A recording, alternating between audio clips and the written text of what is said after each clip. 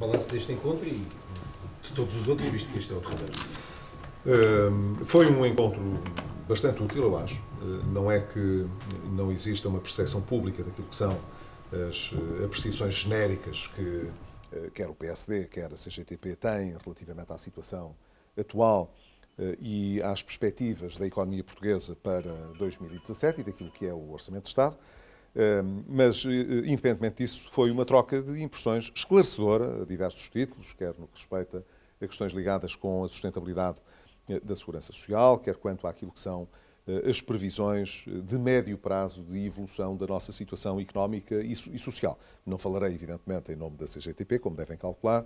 Vou apenas dizer que para nós foi útil e encerra-se, de facto, aqui este ciclo em que pudemos fazer esta avaliação em conjunto com os parceiros sociais e, portanto, ter uma noção mais adequada do que é que pode ser importante transportar para o debate de especialidade do orçamento. E reforço a convicção que tinha desde o início.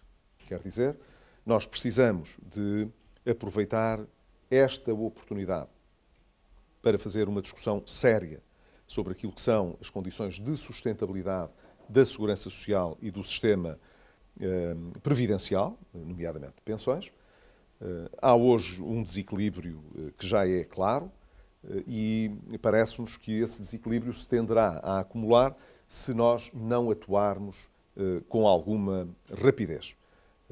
Isso é importante para dar confiança às pessoas e para lhes incutir, do lado público, do lado do Estado, uma certeza, tanto quanto estas coisas se podem garantir, mas dar um compromisso forte de que, no futuro, quer os atuais pensionistas, quer os futuros pensionistas, podem contar com regras claras, perceptíveis e que lhes ofereçam segurança no médio e no longo prazo. E julgamos, insisto, uma vez mais, que o facto de o Governo estar a criar um imposto novo e a consignar a sua receita à Segurança Social é a confissão clara de que é preciso mais recursos para a Segurança Social. Que não sejam recursos para adiar o problema, que sejam recursos que ajudem a resolver o problema. Segundo aspecto, tudo o que tem a ver com a nossa capacidade para crescer. A cada dia que passa, fica mais claro que as metas que o Governo apontam são metas que têm uma dificuldade de concretização muito elevada. Este ano isso é patente. O Governo fixou um objetivo de 1,8% de crescimento. Ainda hoje foi público nas previsões da Comissão Europeia que provavelmente não chegaremos nem a 1%. O Governo ainda insiste que será 1,2%. Não interessa aqui os números agora em detalhe, o que interessa é ficarmos muito aquém daquilo que era a perspectiva. E para o próximo ano já começámos a ver a mesma conversa. Não é com uma divergência tão grande, mas é com uma divergência razoável e, portanto, já estamos a começar a olhar para 2017 em perda. E isso não é bom, porque, no fundo, aquilo que se perspectiva é consideravelmente menos do que tivemos em 2015. Ora, se as políticas em 2015 estavam a produzir um resultado melhor, com um crescimento da economia mais intenso, com mais investimento, com um maior nível de exportação, até com melhores níveis de consumo, então porquê é que havemos de insistir numa política que está a mostrar que não está a dar bons resultados, que pode dar resultados muito melhores, se optar por apostas que eram apostas que nós fazíamos e que são, sobretudo, centradas em quê? Na nossa capacidade para criar confiança nos agentes económicos, e os agentes económicos não são só os investidores, são os consumidores, portanto, criar confiança na economia, com isso conseguir ter realismo numa política de rendimentos que esteja assente na evolução da produtividade e nos resultados da economia real e não em ficções políticas que sejam acordadas entre os partidos, e que, por outro lado, consiga atrair investidores que criem, no fundo, maiores condições para gerar emprego sustentável e para libertar mais rendimento no futuro. Se não conseguirmos atuar a este nível, com estabilidade fiscal, gerando confiança aos investidores, ajudando as empresas a ter um perfil mais amigo do crescimento, que é, como quem diz, terem uma estrutura de capitais mais equilibrada, que possa suscitar mais confiança por parte de quem lá põe o dinheiro. Se conseguirmos colocar as nossas empresas a trabalhar melhor, a investir mais e a atrair investimento de fora do país, porque infelizmente o capital que temos no país não é suficiente, o resultado será mais positivo. Depois, claro que sabemos que precisamos de qualificar melhor os nossos recursos humanos, precisamos ter empresas mais bem geridas, precisamos de ser mais inovadores, mais abertos. Tudo isso é preciso, tudo isso não se faz de um dia para o outro, demora mais algum tempo, mas deve ser feito como de resto já estava a ser feito. E precisa de ser intensificado. Mas se não apostarmos primordialmente na confiança sobre a economia, na capacidade para investir e para gerar rendimento e emprego, estaremos sempre a discutir se cumprimos o déficit, se precisamos de mais medidas extraordinárias para cumprir ou não, se fazemos mais cativações ou não. Quer dizer, tudo aquilo que o atual governo considerava que era pouco, porque o importante era a floresta, era ter a economia a crescer, afinal nós tínhamos a economia a crescer mais do que este governo tem e esta solução política tem. Portanto, alguma coisa de errado está a acontecer com a solução política e nós traremos essa discussão justamente no debate da especialidade com medidas em concreto. As eleições americanas, eu gostava só de perceber, como estamos em direto, para tentar perceber se ficou surpreendido com os resultados, com a vitória de Donald Trump nos Estados Unidos. Não posso dizer que o resultado tivesse sido uma surpresa. Posso dizer, enfim, que não era o resultado que eu desejaria, mas uma surpresa não creio que possa dizer, porque creio que depois daquilo que se passou no Reino Unido, em que as sondagens falharam redondamente porque não conseguiram captar o sentido de voto de muita gente que normalmente não está satisfeita e não vota, e, portanto, quando aparece, surpreende aqueles que fazem estimativas sobre os resultados, e, sobretudo, quando sabemos que esses insatisfeitos têm vindo a aumentar na Europa, nos Estados Unidos também, é muito natural que o chamado politicamente correto possa falhar, mas isso significa que tem de haver uma reavaliação razoável, devia estar a acontecer na Europa, espero que aconteça também nos Estados Unidos, que nos permita ir melhor ao encontro das expectativas dos cidadãos e não estar a defraudá-los. Dito isto, é evidente que cumprimento o novo presidente eleito dos Estados Unidos da América, que merece o nosso respeito, que foi eleito democraticamente pelos americanos, e espero que, dentro da incerteza que existe quanto àquilo que será a sua ação, enfim, se ela for muito consistente com o que foi dito na campanha eleitoral, devemos ficar um pouco mais apreensivos.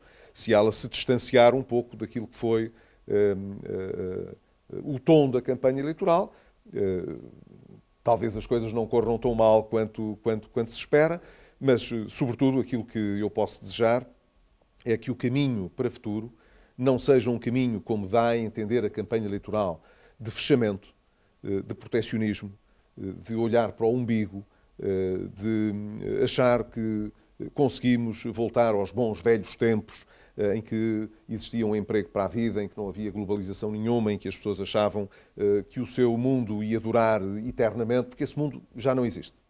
Se a prática política de Donald Trump for semelhante ao que disse nos discursos durante a campanha, isso vai ter consequências negativas para a Europa? É assim a sua leitura?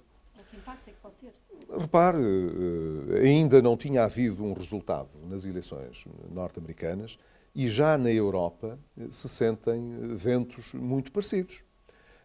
A Europa tem sido, por tradição, um espaço de abertura ao mundo, um espaço comercial, é ainda o maior espaço comercial do mundo, o que significa, portanto, ter fronteiras abertas.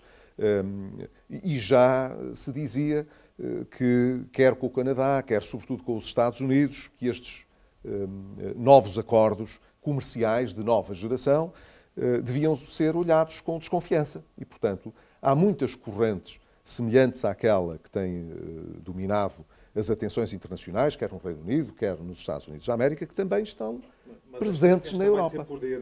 Este novo poder, chamemos-lhe assim, ou pelo menos esta nova visão... Mas também é poder no Reino Unido. Mas esta nova visão, como está a descrever, tem impactos negativos ou não para a União Europeia? Como lhe digo, eu não quero estar a fazer profecias nem previsões quando acabo de dizer que há um nível de incerteza muito grande. Nós sabemos realmente o que é que os americanos recusaram e o que é que não queriam.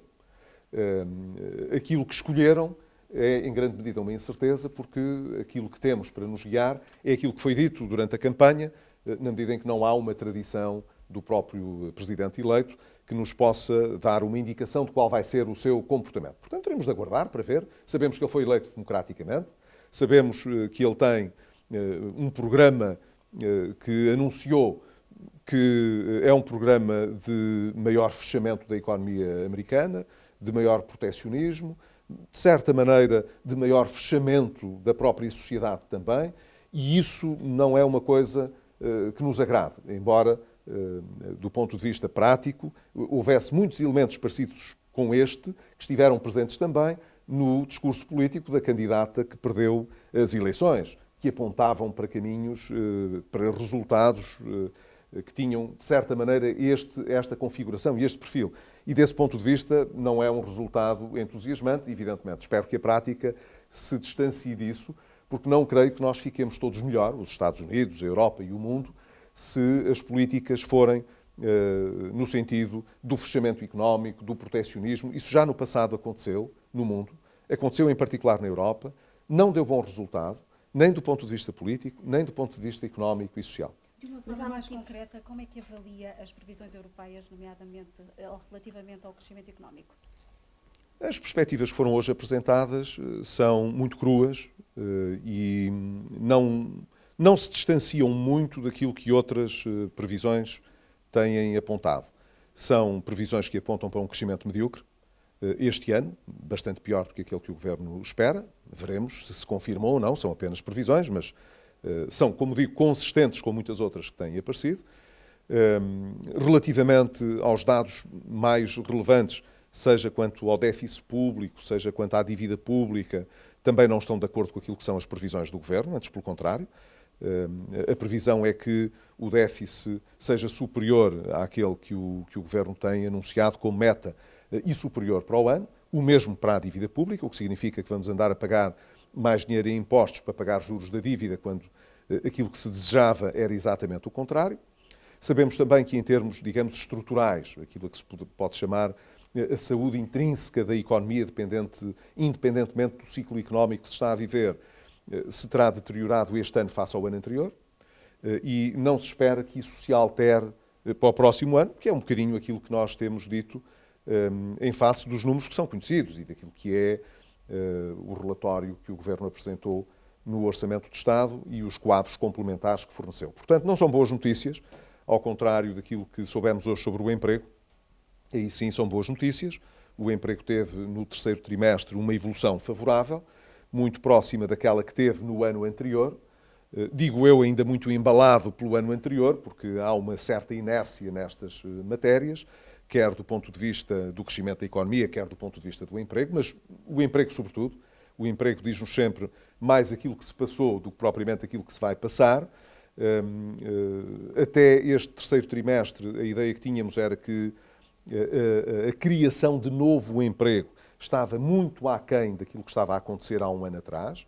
Este terceiro trimestre corrige isso um bocadinho, vem dizer que estamos mais ou menos ao mesmo nível, o que é uma coisa que precisa agora de ter mais observações de continuidade para perceber se é assim ou não, ou se foi só assim este trimestre, ou se realmente há aqui boas notícias, e as boas notícias são sempre de saudar, nós gostamos delas, mas parece ser a única que temos no meio de todo este panorama em que as perspectivas de crescimento apontam para um nível razoavelmente medíocre e que, portanto, significa que estamos um bocado a andar para trás quando o que nós gostaríamos era de andar para a frente.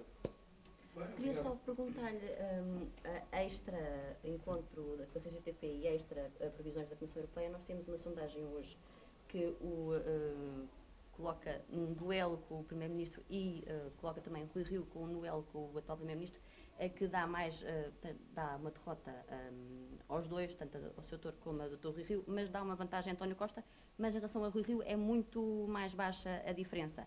Ou seja, o Rio teria um valor superior ao Sr. Touro. faz alguma leitura desses dados? É algum sinal preocupante para a sua liderança? Não vou fazer nenhum comentário sobre esses dados.